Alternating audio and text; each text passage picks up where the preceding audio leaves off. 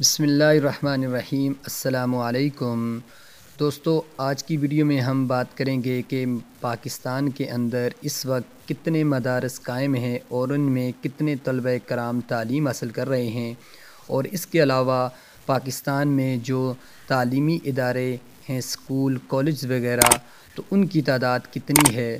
تو دوستو، سب سے پہلے بات کرتے ہیں کہ پاکستان میں اس وقت گورنمنٹ کے زیر انتظام 1,80,903 تعلیمی ادارے قائم ہیں، جن میں 80,057 تقریباً تعلیمی ادارے پرائیویٹ طور پر کام کر رہے ہیں، جبکہ جن میں دینی مدارس کی تعداد تقریباً 30,000 ہے۔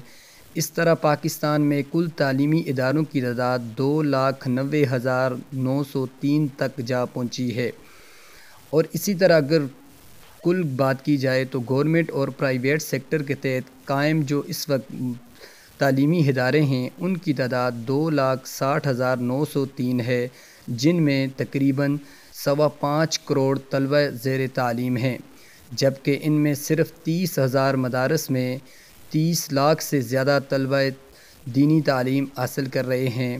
اس طرح گورنمنٹ 62% تعلیمی اداروں کو چلا رہی ہے اور پرائیویٹ سیکٹر 27% اداروں کو سنبھالے ہوئے ہیں، اور تعلیمی اداروں کا 10% صرف مدارس پر مشتمل ہے۔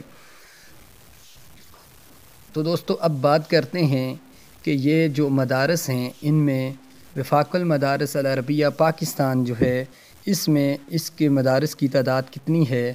تو جو وفاق المدارس العربیہ پاکستان ہے، اس کی مدارس کی تعداد 18,600 ہے، اور اس میں جو زیر تعلیم طلبہ و طالبات ہیں ان میں 18 سے 19 لاکھ تک تقریباً طلبہ و طالبات زیر تعلیم ہیں۔ اور اسی طرح دوسرے نمبر پر بات کریں تنظیم المدارس اہل سنت پاکستان، جو بریلوی مسلک کا ہے، اس کی مدارس کی تعداد 9,000 ہے، اور ان میں جو طلبہ زیر تعلیم ہیں ان کی تقریباً تعداد 11 لاکھ ہے۔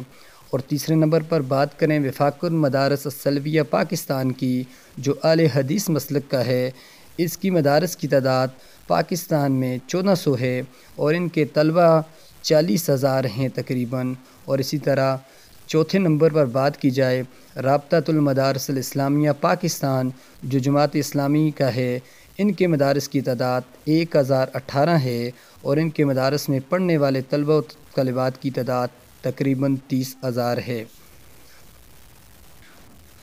اور اسی طرح اب گورنمنٹ نے ان تمام جو مسالک کے مدارس ہیں ان کے نئے بورڈز بنا دیے ہیں۔ تو دوست، امید کرتا ہوں کہ آپ کو یہ ویڈیو اچھی لگی ہوگی۔ اگر ویڈیو اچھی لگی ہے چینل کو سبسکرائب کر دیں، ویڈیو کو لائک کر دیں۔